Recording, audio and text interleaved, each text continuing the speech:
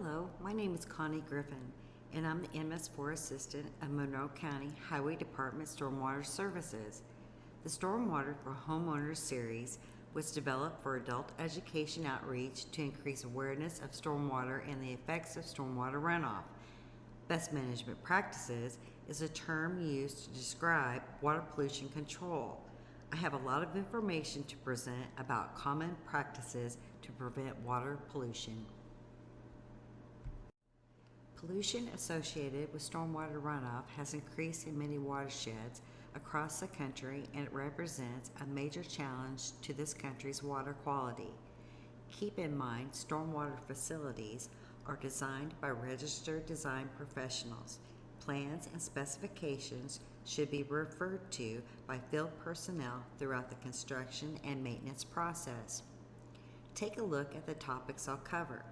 Introduction to best management practices, benefits of BMPs, BMPs for managing stormwater runoff, public versus private stormwater infrastructure, operation and maintenance manuals, stormwater infrastructure maintenance.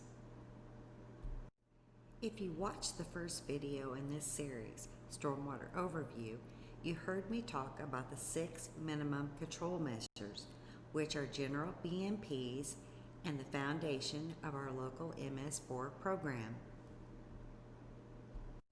What is a BMP and what are the benefits? BMPs are stormwater control measures to treat polluted stormwater as well as engineered control devices and structures. BMPs detain stormwater runoff temporarily, and during this detaining period, sediment and pollutants drop out of suspension or filter through vegetation or filter devices. Many stormwater BMPs remove pollutants, which improves water quality. I review stormwater pollution prevention plans.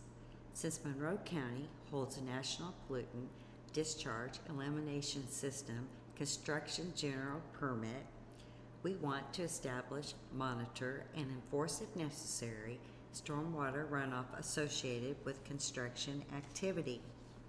A compliant construction entrance will prevent sediment trackout. A vegetative filter strip acts as a filter prior to the release of stormwater discharge. Construction phasing minimizes bare soil exposure by stabilizing a work area prior to moving to another phase of the project area. Stabilizing a disturbed area within 7 days with a temporary seed mix or covering bare soil with erosion control blanket will soften the blow of a rain event and reduce sedimentation. Installing perimeter control prior to beginning land disturbance activities, such as sediment fencing, is a required erosion control technique that I monitor and inspect prior to land disturbing activities. I discuss this first inspection with a project site manager and also require the permits to be posted in a public visible location. Using filter socks and inlet protection reduces sediment from entering into the county's system of conveyances and entering a local watershed. Concentrated flow areas will need structures such as rock check dams and rock filter berms and diversion techniques to control stormwater runoff. During the next few slides, I'll discuss what an operation and maintenance manual is, bioretention, wet retention and dry detention basins, and public versus private infrastructure and treatment trains. Operation and maintenance manuals are required for all permanent BMPs installed on a site.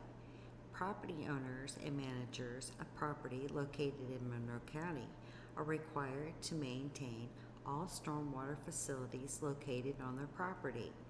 Establishing an inspection and maintenance program will ensure that the long-term maintenance of a stormwater structure is performed. Contents of an O&M manual include location and description of stormwater management facilities, access and easements, safety and field inspection equipment, inspection and maintenance schedules, and maintenance. State of Indiana transportation is under the ownership of NDOT. Public ownership of a public body representing a community can be a city, town, or county as opposed to a private party ownership. HOAs and POAs are private associations formed by a developer for managing and selling lots. The developer will transfer control to the HOA or POA to the homeowners living in the residential subdivision. The individual lot owners are required to become a member of the association and follow governing documents including articles of incorporation, covenants, conditions and restrictions, and bylaws. Common areas of the development are listed on the final plat and typically detailed in the O&M manual. Older subdivisions are almost always deficient of this manual. A lot has changed over time, and in situations like this, the responsibility falls on the lot owner, which has a structure located on their property. One of the easiest BMPs is grass. The table provides a selection of grass seeds based on land use. When selecting a seed mixture, consider the intended land use and site conditions, soil properties, pH and drainage, slope, shade, and drought conditions.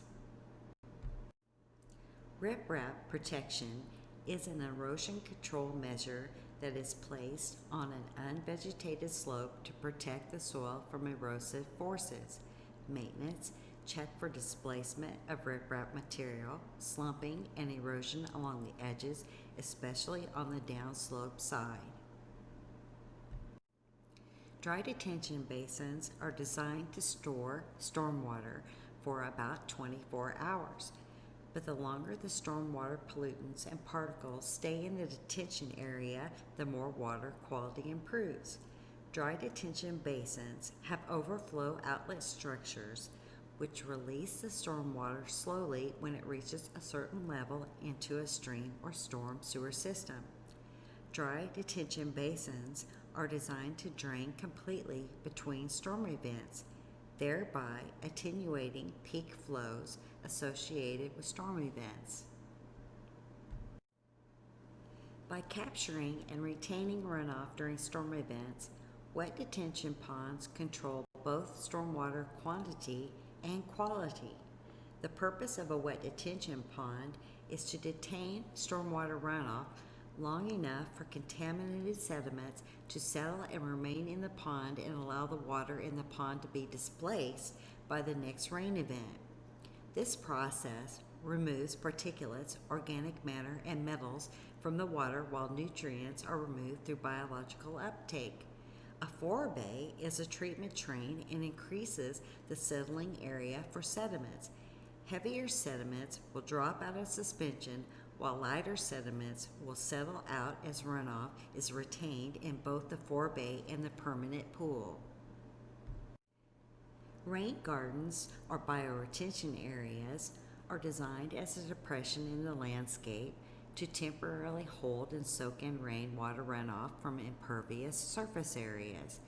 Rain gardens remove nutrients and chemicals through plant intake and infiltration.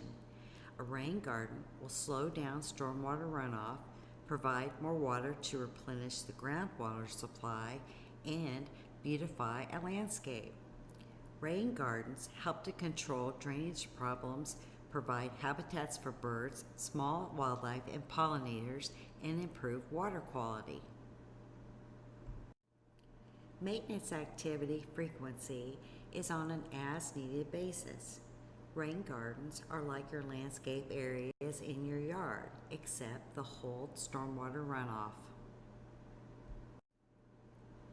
Monroe County Stormwater Services logged 1,151 labor hours street sweeping between 2018 and September 2020.